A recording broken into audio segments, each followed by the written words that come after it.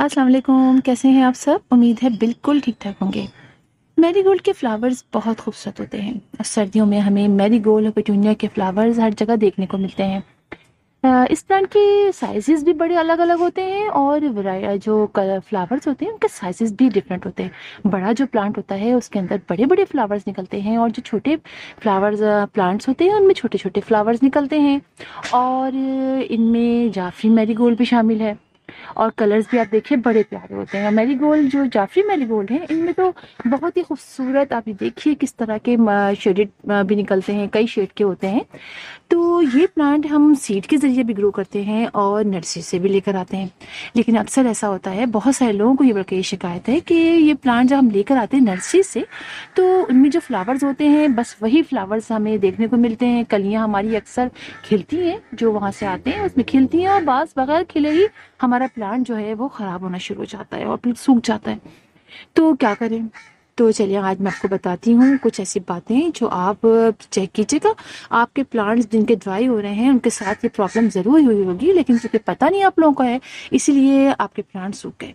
तो सबसे पहली बात जो मैं आपको बताना चाहती हूँ वो ये है कि जब हम नर्सरी से प्लांट लेकर आते हैं तो अक्सर प्लांट उनकी रूट्स जो होती हैं वो चूँकि छोटे पॉट में वो लोग लगाते हैं, बड़े पॉट्स में नहीं लगाते, तो उनकी रूट्स नीचे ज़मीन में जगह गई हुई होती हैं।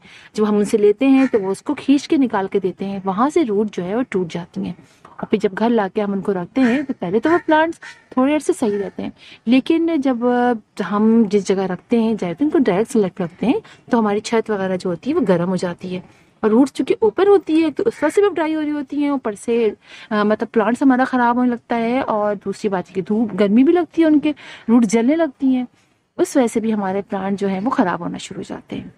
नंबर 2 पे बात करेंगे डायरेक्ट सनलाइट की। इस प्लांट को बहुत ज़्यादा डायरेक्ट सनलाइट पसंद होती है और जितनी ज़्यादा आप इसको डायरेक्ट सनलाइट में रखेंगे आपके प्लांट में फ्लावरिंग उतनी ही अच्छी होगी और उनकी प्लांट्स की ग्रोथ भी बहुत अच्छी होगी।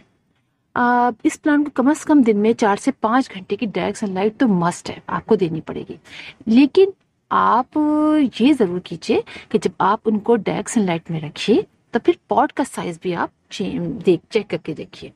देखिए जब हम बहुत ज़्यादा डायरेक्ट सनलाइट में इनको रखते हैं तो पॉट का साइज़ भी बड़ा होना चाहिए। अगर पॉट का साइज़ बड़ा है, ये सबकी कनेक्शन है। देखिए जब पॉट का साइज़ आपका बड़ा होगा तो मिट्टी हर वक्त मॉइस्ट रहेगी।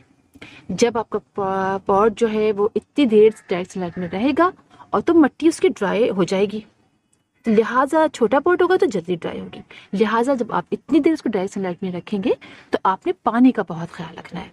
अगर छोटा पॉट है आपका तो आपने उसको पानी दिन में 2 दफ़ा डालना है, इसलिए कि इसकी मिट्टी जो होती है मैरीगोल्ड की हम बहुत ही वेल ड्रेन लेते हैं, इसलिए हल्का हल्का इसको मॉइस्ट मिट्टी पसंद होती है। जब हम इसको छोटे पॉट में इतनी देर में रखेंगे धूप में तो आपकी सॉइल जो है वो जल्दी ड्राई हो जाएगी और फिर प्लांट, अगर देखिए एक दफ़ा सूखा, आपने पानी डाल दिया, सूखने के बाद फिर आप प्लांट सही हो गया, ठीक है, फिर अगले दिन सूख गया, फिर आपने देखा कि अरे ये तो पत्ते सारे इसके गिरे में दिन में चुके, एक दफ़ा पानी डाला है, फिर आपने पानी डाला, फिर पत्ते थोड़े खड़े हो गए तो कुछ पत्ते सूखे कुछ सही हो गए। ये कंडीशन 2-3 दफ़ा जब आपके प्लांट के साथ होगी तो फिर आपका प्लांट पूरा ड्राई हो जाएगा, इसके फ्लावर्स फौरन ही खराब होने लगेंगे और अचानक से आपका प्लांट। तो ये सब चीज़ों की आपस में कनेक्शन है। पॉट बड़ा होगा तो आपका प्लांट बहुत अच्छी, कम से कम 10 से 12 इंच का पॉट आपके प्लांट के लिए बहुत अच्छा होगा। मैरीगोल्ड के लिए उसमें एक आप फ्लावर लगाइए, एक लगाइए, 2 लगा दीजिए, चलिए 2 प्लांट लगा दीजिए। तो ये बात है, धूप में ज़्यादा रखेंगे आप और फिर पॉट का साइज भी बड़ा रखेंगे और अपने प्लांट को हल्का हल्का मॉइस्ट रखेंगे। ये बात सारी एक से साथ एक जो है ना उसका कनेक्शन है। तो ये भी होता है कि जब धूप में रख दिया तो पानी कम डाल दिया, अगर पानी ज़्यादा डाल दिया तो मिट्टी आपने अच्छी नहीं रखी है, तो ये सारी चीज़ें होती हैं, लिहाजा आपने ये चेक करना है।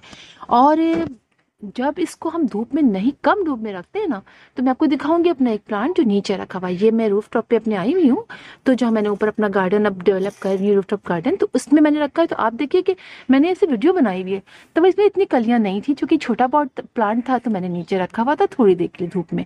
लेकिन जब ये थोड़ा मेरा प्लांट बड़ा हो गया और चूँकि सीड से मैंने ग्रो किए थे, तो अब जो है ये इसमें देखिए कितनी अच्छी फ्लावरिंग हो रही है, हालांकि पॉट छोटा है। तो मैं जो हूँ इनको पानी दिन में 2 दफ़ा डालती हूँ। और एक बहुत बड़ी इंपॉर्टेंट बात तो मैं आपको बताना ही भूल गई कि आपके प्लांट की रूट्स ओपन हो जाती हैं। जैसे कि मैं आपको ये दिखाऊं, ये देखिए, अब देखिए यहाँ से ना हम जब पानी डालते हैं ना तो इनकी रूट्स जो है वो ओपन होनी शुरू हो जाती है। देखिए ओपन हो रही है ना, जब ये काफी देर तक ओपन रहती है तो फिर आपका प्लांट ड्राई होने लग जाता है। तो चूंकि मैंने अपने हर प्लांट पे देखी जब पानी डालती हूँ तो ज्यादा अक्सर ऐसा होता है कि निकल, तो इसलिए फिर मैं इस पर मट्टी डाल देती हूँ, तो मट्टी रख देती हूँ, आप इसको मल्चिंग कर दीजिए, तो फिर आपके प्लांट की रूट्स प्लांट जो है वो खराब नहीं होगा। इसके अलावा इस पर समझिए पेस्ट वगैरह का अटैक भी होता है। मकड़ियाँ होती हैं जो स्पाइडर माइट्स होती हैं वो जाले से बुन देती हैं, छोटे छोटे ब्लैक कलर के कीड़े आ जाते हैं, ग्रीन कलर के आ जाते हैं। तो इस तरह के अटैक हमारे इस प्लांट पर भी अचानक से हो जाता है। कभी नर्सरी में से होता है, वो घर आके आपको फिर बहुत ज़्यादा दिखाई देने लगता है। तो चूंकि वो फैल जाता है फिर वो कीड़े जो होते हैं, तो लिहाजा आपने फौरन नीम ऑयल का स्प्रे करना है। आपने हर 10 डेज बाद अपने प्लांट्स पर नीम ऑयल का स्प्रे कर दीजिए, नहीं तो जो भी आप इंसेक्टिसाइड का स्प्रे करना चाहते हैं अपने फ्लावरिंग प्लांट पे कर दीजिए। तो आपके प्लांट बहुत अच्छा ग्रो करेगा और उसमें मुसलसल देखिए कलियां आती रहेंगी। ऐसा बिल्कुल नहीं होगा कि आपके प्लांट सूख जाए। तो ये बातें मैंने इसलिए बताई कि अभी थोड़ी देर पहले मुझे कमेंट आया था कि हमारा प्लांट, उन्होंने कई पॉट्स लिए और उनके प्लांट जो हैं वो अब ड्राई होने लग गए हैं। तो ये बातें आप चेक कीजिए। यकीनन ये इनमें से कोई प्रॉब्लम आपके प्लांट्स के साथ हो सकती है। पॉट का साइज, फिर पानी का मसला, फिर डायरेक्ट सनलाइट, और जो आपके जो है वो सूखती जाए ना।